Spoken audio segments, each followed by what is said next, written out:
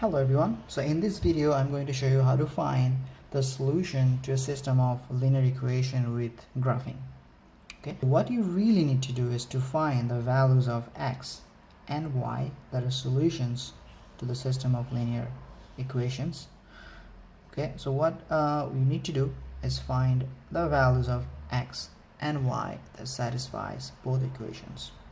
Okay, so to do this we're going to follow some steps. So step number 1, so what you have to do, you need to know the slope intercept form of a linear equation. Once you write it down, y is equal mx plus b is your y-intercept, m is your slope. Okay, so let's match with this. If you match with this, you can see that your b is -2. So first step, you match. Okay, and you can find out the value of b. So I can see the value of b is -2. Okay, this is for the first equation. Remember, we are not dealing with the second one yet. The next step, you have to find m. So step number 2, what is my m? Okay, so you can see mx, we have 3x, so m must be 3. Now remember m, how to find m? M is actually change in y value divided by change in x value. So we can actually write this like this, 3 and plus 1. So the denominator, if we are writing just 3, that means the denominator is always +1, right?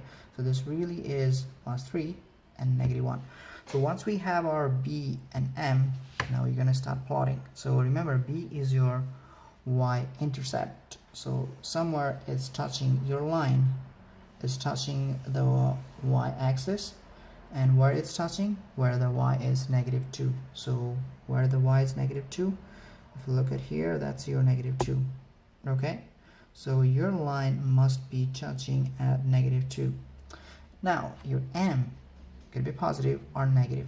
Okay, if it is positive, it will be going like this, somewhere passing through the first quadrant. This is second, this is third and fourth.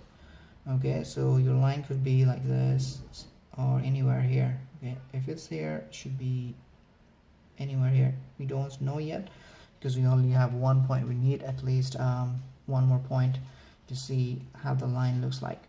Okay, now to find some more points to draw the line, we need to look at m. Now we can see that y, remember this is your y is changing by 3. Okay, so if it is changing by positive, remember positive means you are going up. Okay, so from here you go up 1, 2 and 3. Okay, so you go 3 units up.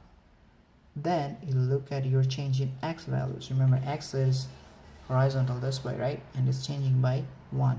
So when this y value is changing by 3, your x is changing by 1. So 3, and then is it positive? So it's going to the right because this is positive x. So go 3 units up and 1 unit to the right. So that means this is your second point.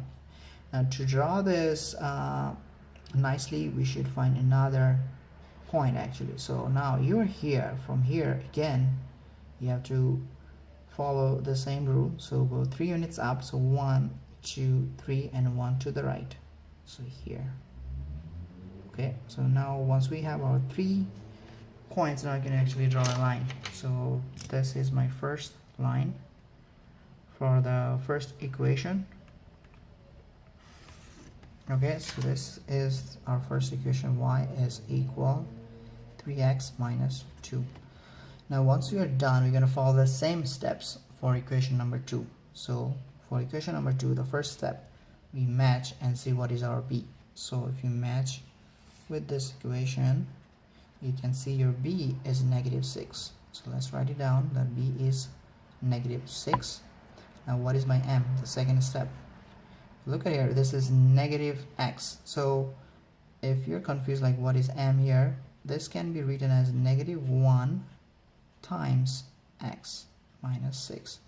So from here we can actually see the m is -1, right?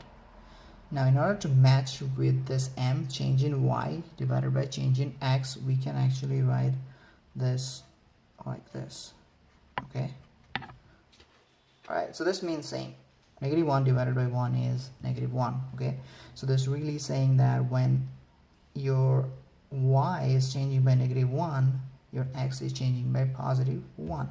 Okay, so now we know our b and m. Now let's find the line. So first of all, the line should be passing through negative 6. Okay, this is your y-intercept. So where is negative 6? This is my negative 6. So the line must be touching here. Now m is negative, so we know that if it's negative, it's going through this way. Okay, this is for positive, this is for negative, so it could be like this, it could be like this. Unless I find the second one, I cannot really tell where is the line, so we need another point. This time your y is negative. If it's negative, it's going down, so this is your negative y down. If you're going up, that is positive, so you're going down 1 unit. Remember, your x is positive, so that means it's going to the right. So you go 1 unit down and 1 unit to the right. Okay, let's find another point. So from here, now you're here, you're no longer here. Okay, so from here you go 1 unit down and 1 unit to the right. So that's your third point. Once you have your 3 points, you can now draw a nice line. So let's draw the line properly. So yeah, that's my line. Okay, that's my line. So this is my line, second line, which is y is equal negative x and 6. Now the last step is look at the intersection. So this is intersection for both lines, right? So what is the point here?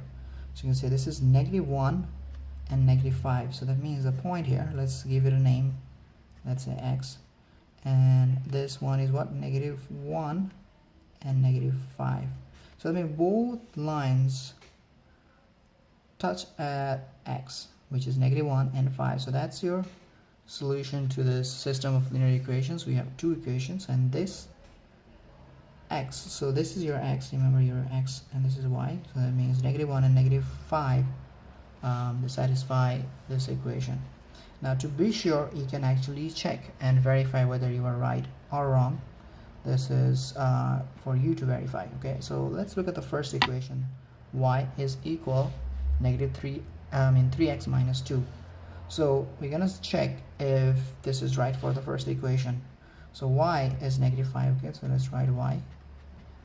3 times x, which is negative 1,